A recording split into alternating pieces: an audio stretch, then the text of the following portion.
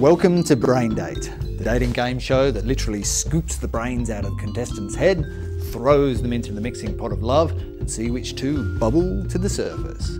I am the Gold Brain, and now it's time to meet the contestants. The first contestant on the Blue Brains is Mark. He's a trade mechanic. I'm a grease monkey. Unfortunately, the oils and the grease, I'm playing with the wrong machinery. I once greased a monkey, but that was a totally different thing. So do you reckon tradies are more sexy than other professions? Oh, they've got a lot of chance, but yeah, it doesn't usually work most of the time. So we'll meet the second of the Blue Brains, Stefano. Yeah, I'm Stefano. I'm Italian, 27 years old, and I teach Italian. Plenty of occasion to meet girls, but it's dangerous. Do it at school. Third of the Blue Brains is Gavin. And he's very proud of his organic vegetables, and I don't think he's being euphemistic. There's a little organic garden going at home, a few chickens, grow my own tomatoes and lettuce and whatnot. A lot better tasting than anything you buy in the shop. So. And the first of the Pink Brains is Tula. And Tula used to be an air hostess, but now's firmly grounded. I worked originally for British Airways, so I did travel a lot around to Europe and the Middle East and North Africa. And is the Mile High Club as prevalent as people think? You know what? I was the most boringest flight attendant. Nothing happened on my flight. Well, I'm sure it happens on quite a lot of flights. It certainly does on every flight I'm on. And the next on the Pink Brains is Mel. Well, actually, I've got two cats, and one of them, he has kind of built some bond between himself and this big shaggy cushion I've got, and he likes to get quite amorous with it. He loves this cushion. It'd be nice to get a pair of trousers made out of the same material, wouldn't it? That's very cute. Third on the Pink Brains is Teresa, and Teresa's making a TV show of her own. It's called Real People TV. It's a talk show for everyday people. It puts the everyday person in the spotlight instead of a celebrity. The rules of BrainDate are very simple. We play the contestants a prompt. After seeing or hearing the prompt, they write down the first thing that comes to mind. We then compare answers, and if two contestants gave the same answer, then they match and score a point. You can score a point with more than one contestant in any particular question, and the two contestants who match the most at the end of the game win. So we'll get straight into it.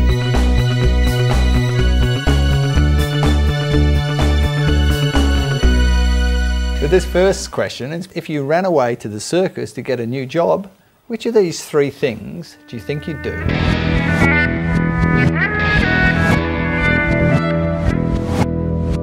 Mark, if you went to the circus, out of those professions, which one do you think you'd do? Yeah, you got a clown. Yeah. Is that because your mum said stop being a clown? No, it's just everybody says I just can't keep a straight face. Stefano? A clown. Stefano's already working on the hair, isn't he? Yeah.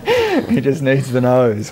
And Gavin? Look, I'm pretty original too. I've gone a clown. Mainly, I like a bit of a laugh and a bit of a chuckle here and there, and I like to make people laugh, so yeah, I reckon I could be the clown. There we go, we've got a bunch of clowns. Blue Brains. Waka waka waka. Great, Tula. Do you reckon you'd be a clown? No, I'm going to be the lion tamer. Our household, we do love our animals, so it'd be nice to work with an animal. You like to crack the whip, maybe? Yes. Mel? Chose A as well, lion tamer, because basically they're big cats. And how interesting, and yeah, we do have a household that's full of animals. You wouldn't want a lion shagging your cushion, would you? So no matches so far, but Teresa? Put lion trainer. Lion tamer. Reason being, you go out and there's a lot of lions and so forth out there. You've really got to tame them down, don't you? I mean, I've been known to tame a dangerous pussy or two in my time. But there you go. Anyway, no matches in that first round, but we'll move on to the next question. We're going to play 3 sounds, and you have to say which one you'd least like to hear your partner make in public.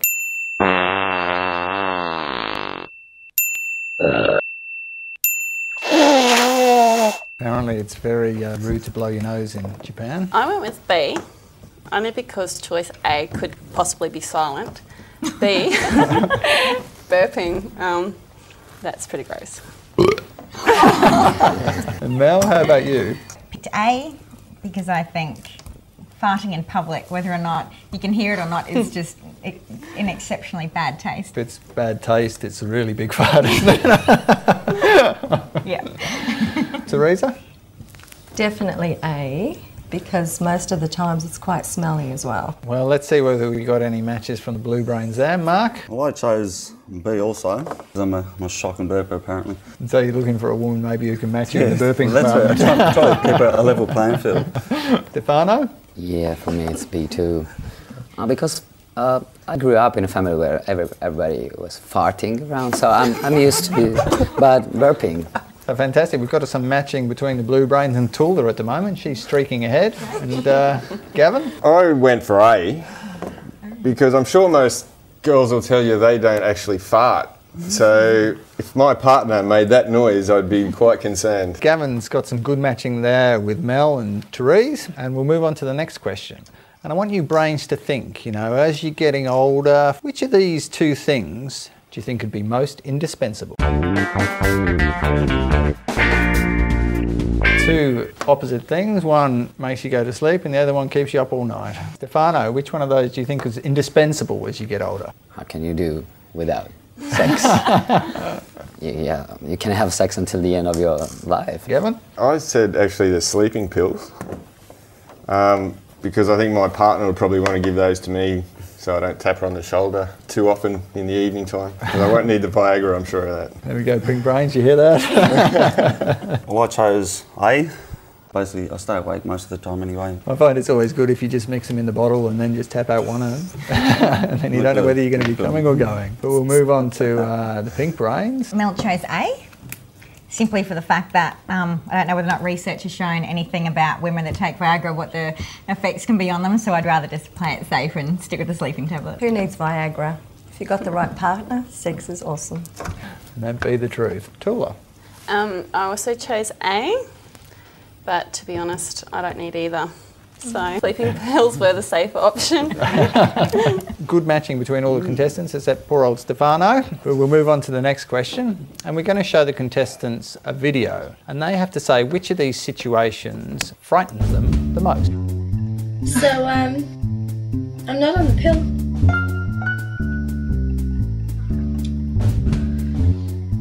What do you know about herpes?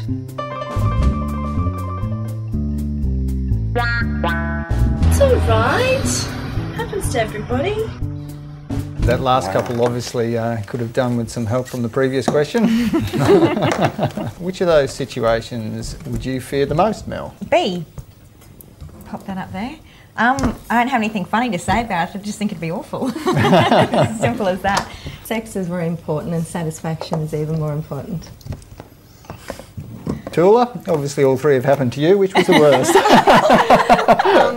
I've chosen B. But we'll see. How do we go with the matching on the blue brains there? Stefano, which of those would you fear the most? C. You've got your Viagra for that, so that's all right. It runs pretty deep, sex and the Italian stallion, doesn't it? You know, I'm very proud, so. Okay, Gavin. I chose C as well. I think being a guy, that's a pretty scary sort of thing. Haven't got any paddle pop sticks and sticky tape around, so. Nobody's afraid of having a little baby. Which bodes well for the couple going out, doesn't it? Well, I chose C. Because with a little bit of Spanish in me, I'd hate for that to happen. Yeah, you need a bit of the Spanish fly in you, wouldn't you? Therese matching with all of the blue brains on that question, and she streaks ahead with Gavin on 3 points. But that's end of round one, and we'll see you back here for round two on BrainDate.